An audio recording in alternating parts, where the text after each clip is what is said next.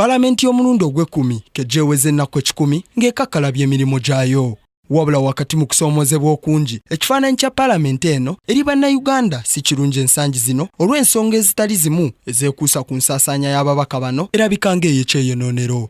Ababaka ab'enjawulo boogedde ku nnaku zaabwe 10 ezisooka wabula bakontanye ku nsonga za Palamenti n'engeri gy'ekolamu emirimu gyayo. Babaddewo ebiteeso bingi, waliwo ekiteeso ky'ekyuma kya kansa, Ministry ya Health ne bayongeza ssente, wabaddewo n'ebintu ebirala bingi ebibadde biyamba eggwanga.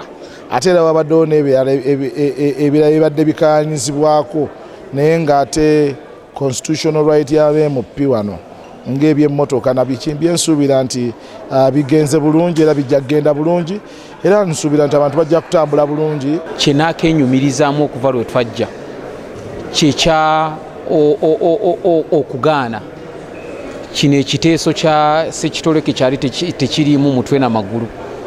Ekyo lyekkula nze nga mbwa teka malyendaba lye twasooka okwenyumirizaamu ng'ababaka, naye ebisinga sinaba kulaba ekintu ekivaayo nga munnayuganda ayinza okugamba nti kino oluusi nyinza okukyenyumirizaamu ennyo okuggyako ffe ng'abantu nga bammemba ba Palamenti. Kati awo kiba kikuddira gw'okozeewo ki Palamenti bw'mbanga temunaba kukola kinene ekyawamu, naye mu constituency yo okozeewo ki? Ennaku ezisooka ziba za kusoma ababaka basomi, ennaku ezisooka ziba za kuloopa abantu bye balaba mu kampeyini. Nti nze bwe nali mu kampeyini nalaba kino kye bayita maiden speech, nti omubaka ayogereko olusooka ensi emulabe etegere n'otegera nti constituency ye gyeri. Ekyennaku saaliwo nemanyi nti ekyababaka bakikola. Wakuba nti Palamenti eno yafunye omukisa omubi, nti nno yasikira ekibi ekyakolwa Palamenti y'omwenda. Palamenti y'omwenda yaleka eyisiza eby'emisaala, yaleka eyisiza eby'emmotoka, yaleka eyisiza ebyo by'owulira eby'okuziika, yaleka eyisiza ebya iPad. Kakati abantu baggyeyo ebiwandiiko ebyafuluma mu Palamenti eri bye bawandiikako mu mawulire, bye boogerako ku radio ne television, ne kirowoozesa abantu nti Palamenti eno byeteesaako. So Palamenti eno tennateesa ku ebyo ebiteeso.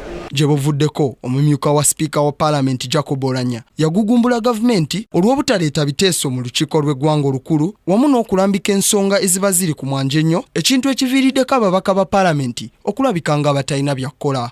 Wabula ye nampala wa gavumenti Ruth Nankabirwa bino abisambaze nti gavumenti ekola nti era si kituufu ababaka balabika nga batalina byakukola kuba obukiiko bubadde butuulanga n'olwekyo emirimu mu Palamenti gibadde gitambula bukwakku.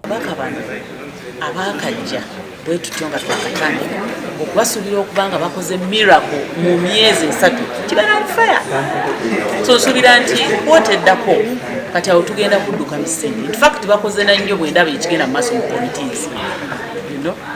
Chairpersons abamu bapya niyo olaba nga bakyaringa committees bulungi era ne bateeka abantu ku bunkenke. Bw'ogendayo nga teweetegese waliwo ndooza ne be baasibye abagenze mu komiti nga tebeetegese ababaka ne ba. So emyezi gino 3 sirina confident tewali lunaku Sipiika lwe yali adijanize tetulina forum. Ekyo kyandikoze bubi nnyo, ababaka abangi ennyo ate forum neebula.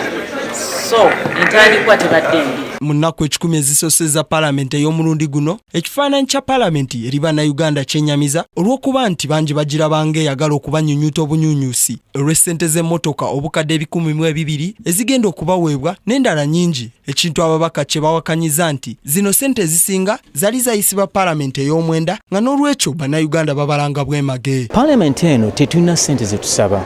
Essente ze mulidde tugenda okukozesa ku mmotoka si ffe twaziibwa. Essente zino zaatuweebwa gavumenti ya Uganda mu budget gye yasalibwawo omwaka ogwayita ne Palamenti eyayita ey'omwenda. Ffe tetunaba kwerondera ssente, kwesalirawo ssente oba kitetunaba kubanga tetunatuuka ku kiseera ekyo. Stephen Turyarugayo, Kingdom TV, amalindirire. This is Kingdom TV.